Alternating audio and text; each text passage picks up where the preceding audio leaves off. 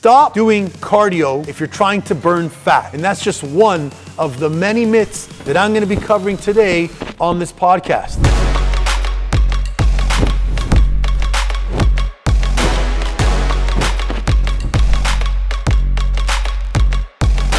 I'm here to break through and debunk a bunch of myths that have been sent to me over email that I said, you know what, I'm gonna sit down here and I'm gonna go through these with you and I'm gonna debunk them. I'm gonna give you my opinion of whether I think they're good or whether I think they're wrong or whether I think they're horseshit. Oops, did I just swear? There's a guy named Mike. Let's just call him Mike because if he's watching, I don't wanna say his name and I don't wanna get in trouble. So Mike reached out to me 6 months ago and Mike said to me, I'm thinking of starting a fitness program, but I read somewhere that doing cross training is too advanced for me and I should start off doing cardio.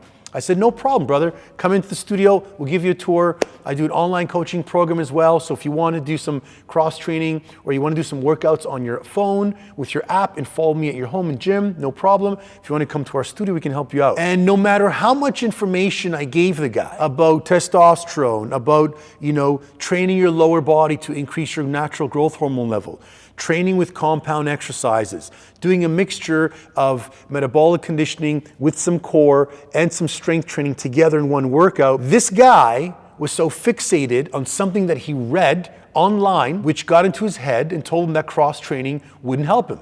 So I said what I always say to people, no problem. If you're not interested, no problem. You can try it out. Call me back in a few months. Let me know how you're doing. The guy called me back literally about 3 weeks ago. He said, hey, can I come and see you again? I said, hey, how's it going? We have cross training. We haven't changed our program. If you're coming in, we're going to go through the same process. So we went through the same process. I did a body comp.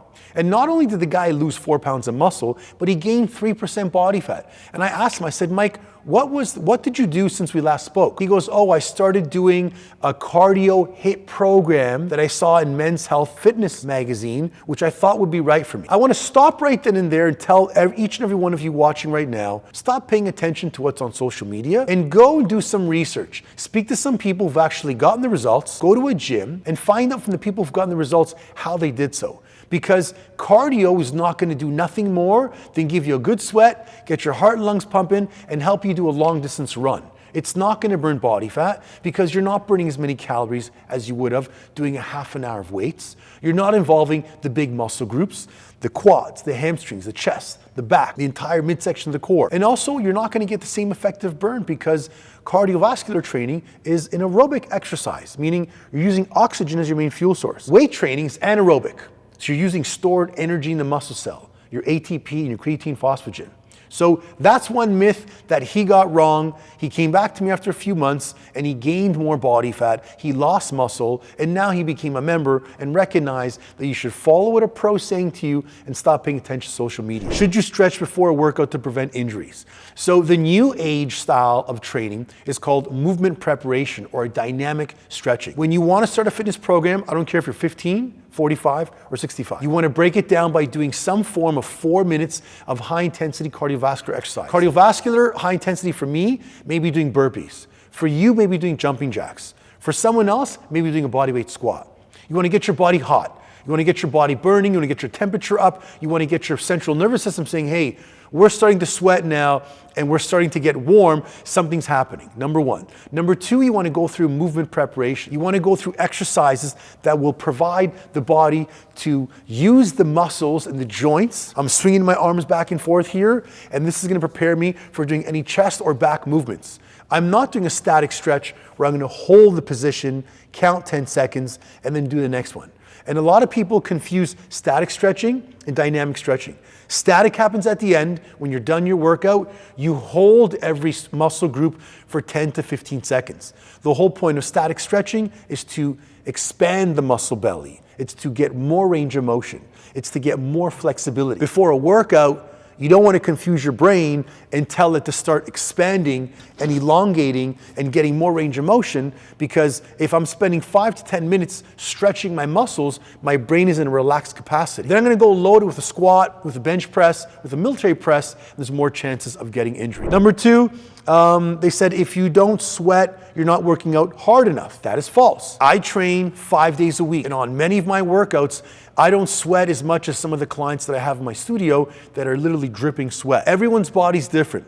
People hold on to water more, people retain water. Some people had poor diets and they've eaten really, really bad food over the weekend. And when they come to work out, they're sweating all that nasty toxins, all those oils and sugars.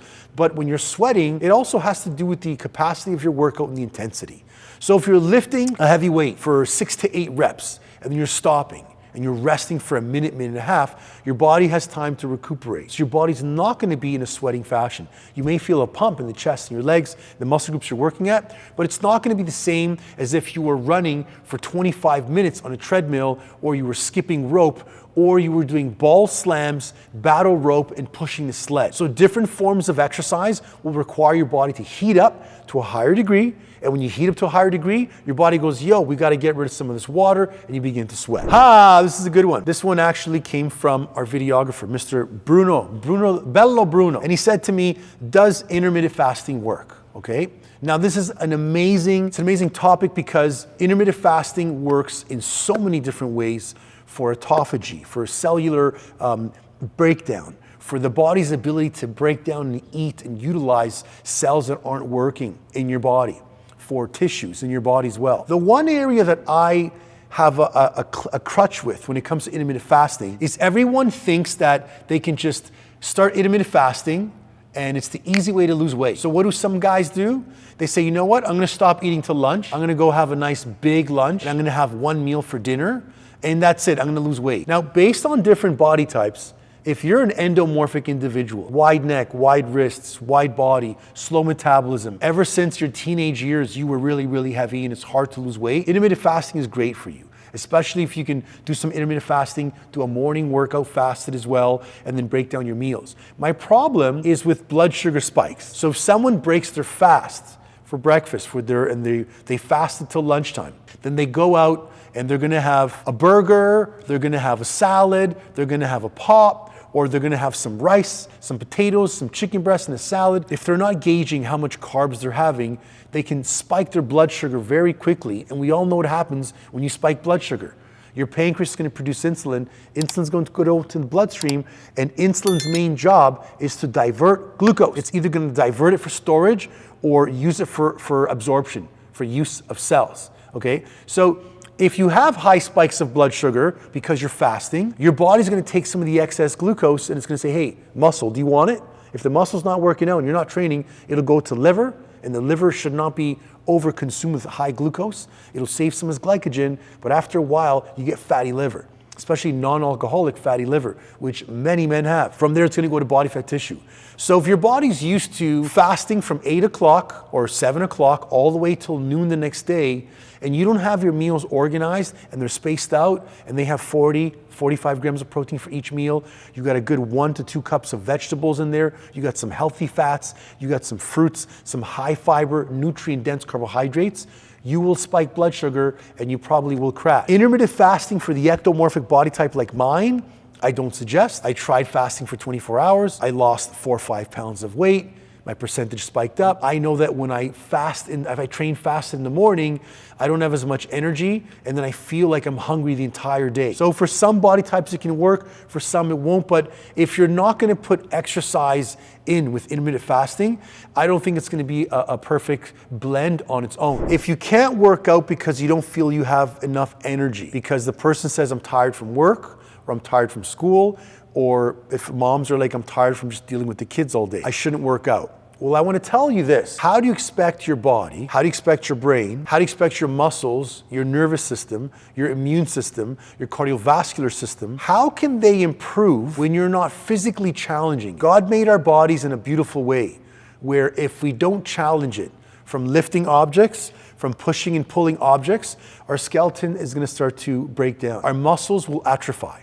They'll get small, they'll shrink. Our cardiovascular system will become weaker. The TTC system, the transit system in your body, bringing oxygen and blood from your feet to your brain, get weaker. So if you feel you don't have the energy to work out, it's the number one reason why you should start to work out. So now how do you do that? You start off small. You start off with a morning walk if you can, in the morning to get your metabolism going. People always say, well, I'll do it at nighttime. You ain't gonna do it at nighttime because you're too tired. And something's gonna happen, it's gonna throw your day off. Do it in the morning, get it done with, get your body feeling good. Also, when you think of the psychological aspect of saying, I'm gonna do a workout in the morning, I did it, I build credibility again. I build confidence again.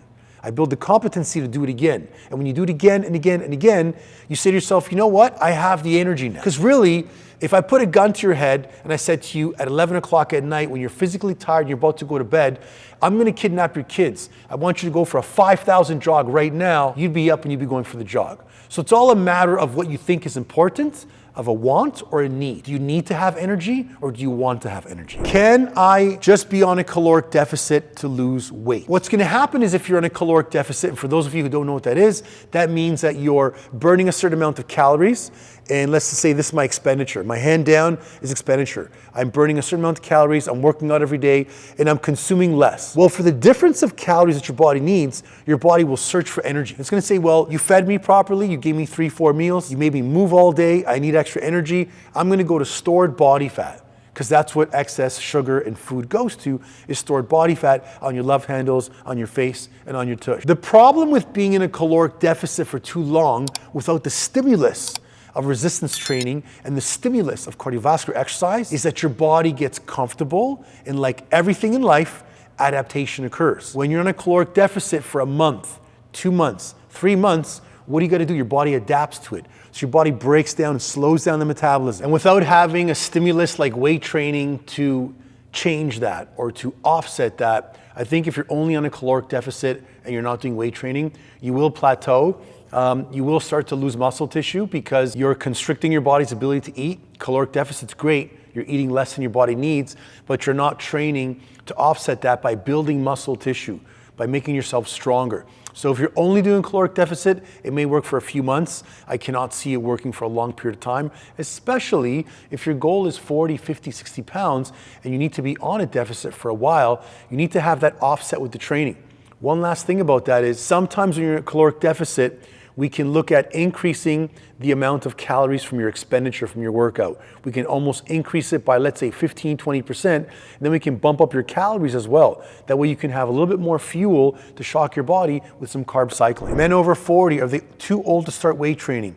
Definitely, whoever said that, I think they should be thrown off a building. I think people can be weight training as late as their 70s. My mom's 76 years old, and when she comes to the gym here 4 times a day, 4 times a week, I have her doing kettlebell deadlifts, I have her doing Romanian deadlifts, I have her doing military presses, I have her using barbells, I have her using dumbbells, and she's 76 years old. So I don't think there's an age category. I do think that there's an intensity level that you can gauge when you are older, whether you're 50, 60, 70. But I do think that if you're not exercising and you're not lifting weights in your 40s, you will pay the price later on in life, especially when you become 60. Because here's the thing, you can't turn back bone density. You can't gain it back. You can't start training at 63 years old and say, I'm going to gain back the bone density that I would have had in my last 20 years of life. So it's almost like a catch-22. Do you pay the price now? Do you hire a coach? Do you invest in your health? Do you go to the gym? Do you spend time eating healthy now? Or do you relax and just keep kicking that can down the road? And then in your 60s, notice that you got no muscle, you got no energy, you definitely got no sex life, you definitely got no strength, you got no grip strength. You can't hold your body off a bar for less than 10 seconds. And now when you fall, you're gonna hurt. You may break a bone, and that's not gonna increase your longevity. High intensity workouts are unsafe for older men. Now, while it's true that doing a high intensity workout can be challenging for some specific people, you can make a high intensity workout with a pair of dumbbells. And how to change the high intensity, there's so many different ways. One, you can look at your FIT principles: frequency, intensity, time, and type of exercise. So instead of me going and running on a treadmill for, let's say, 30 seconds, then coming off the treadmill and doing kettlebell swings and doing burpees, which is really, really high intense, I can just put 4 exercises back to back. They can even be exercises on a machine. I can put leg extension, leg curl, seated chest press, seated row. I can put them back to back. I can give the person 45 seconds of workout with 15 seconds of rest, and that's going to be a high intensity workout for someone that's over 40, which will not affect them. Testosterone supplements are necessary to stay fit after 40. Horrible, okay? The supplements that you need is a gym, free weights. Those are your supplements. You need to have some form of bands in your home for some banded exercises. You need to have some form of cardiovascular machine. The best machine is your body, yes. I'm a machine. I can go outside and I can walk for 20 minutes. Or I can go out for 10 minutes and I can jog. Or I can go out for 5 minutes and I can sprint. So my body's a machine. The only supplements that I take are gonna be your normal ones. Fish oil, I take about 3-4 per day. Vitamin C, vitamin D, very, very strong. Protein powder, extremely important because you need to make sure that you're getting 40 grams of protein minimum per meal throughout all your meals. And especially if you're in a high level like myself, eating 270 grams of protein per day, sometimes having a shake with 45, 50 grams just makes it easier. Men over 40 can't build muscle as best as those in their 20s. False. How stupid are these? Who's putting these things out here? I'm thankful that you guys are sending them to me, but they're false. You can build muscle up into your 60s. What you need to have is a high consumption of protein or an amount that's going to be able to give your body the amount of amino acids to utilize for your workout and then for storage and for growth. 2, you need to be lifting weights. You need to have progressive overload. You need to be lifting weights where your repetitions go 12, 10, 8, and then maybe 6 reps. And with every set, you increase the weight. So you cause your body and your central nervous system to be shocked and say, hey, in order for us to lift heavier weight, we need to do 2 things. We need to A, scram and run away, or B, get stronger and build more muscle. So if you're fueling yourself with proper carbs as well, your body will gain weight. Now, based on genetic type, this is where my program is a little different than many other coaches out there. Different genetic types can gain muscle much faster. I myself as an ectomorph will have much, much harder time than a mesomorphic male at the same age because my metabolic rate is so bloody fast compared to his. Now, he can gain muscle and body fat faster than I can. Men over 40 should only focus on low impact exercises. Oh my God, I'm going crazy. Are you dumb? Are you literally paying attention to what's on the media out there? Or are you looking at stats and studies that have been going on for the past 20 years? Low impact exercise is great if you have an injury, okay? So let's put an example. You're 40 years old, you had your left and your right hip replaced. Should you start lunging? No. Should you start training in a pool? Yes. Should you be doing bodyweight movements by yourself? Yes. Can you slowly build up and add resistance training? Yes, you can, at a slow capacity. But low impact exercises are not going to put that stress on the bones. And the bones and muscles and tendons and ligaments need them. If you look at a man who's 80 years old, who's been lifting weights for the past 40 years, and you look at a man who's 80 years old who's been swimming, and I know this because I used to swim for 7 years competitively, and I used to look at the bodies and be like, oh, I don't want to look like that. That's why I started lifting weights, because I wanted to grow my body and not have a swimmer's body. Nothing's wrong with swimmers' bodies, by the way, but they just don't have that density. They don't have that solid hardness to the muscle because they're swimming and they're pulling against water. And that low impact doesn't give the muscles the ability to get as strong. So should you be doing low impact exercises? Yes, there's a variety of them. Walking, you can do low impact treadmill, elliptical, you can play some sports, some tennis, you can go swimming, but the person needs to have some form of high intensity resistance training in their workout. Now, it doesn't mean it's got to be at 90%. Your intensity can be 65%, mine can be 85%. But you need to make sure that you're putting in some form of strength training into your workout, especially if you're a male, and especially if you want to look lean and jacked in your 40s. It's important for people like you to have people like me out there who actually walk the walk and can tell you what they've seen. I've been doing this for 29 years, and the most simple and basic advice I can give to anybody, any human, male or female, is 1, lift weight, 2, eat healthy food every 3 to 4 hours, stop worrying about fasting, just eat every 3 to 4 hours. Make sure that you have some time to give yourself some mental exercise. Mental exercise being some meditation, some journaling, some walking, some quiet time to yourself. Because you gotta have a balance. You can't be this aggressive person that's lifting weights, training, and always aggressive. You gotta have a small side to cool you down as well. And that's where family kicks in. And you gotta make sure you sleep well. None of this is possible if we don't sleep well. And I'm gonna do another episode on sleep and water consumption. But right now, you gotta make sure that you take the time to not believe what you read in the media and on social media.